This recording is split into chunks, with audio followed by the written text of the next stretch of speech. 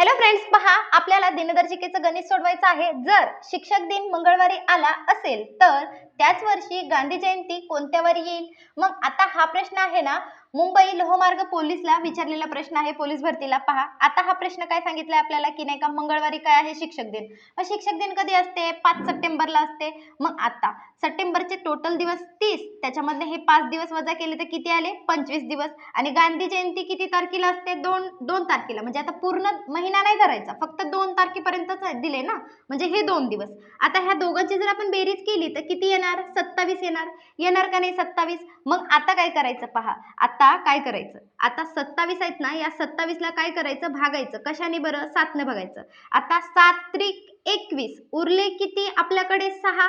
आणि वार कुठला दिलाय आपल्याला? मंगळवार। मग आता या मंगळवारच्या पुढे आपण जर 6 दिवस गेलो किंवा 1 दिवस जर आपण मागे आलो तर आपलं उत्तर काय येणार आहे? सोमवार हे या प्रश्नाचं उत्तर असणार आहे।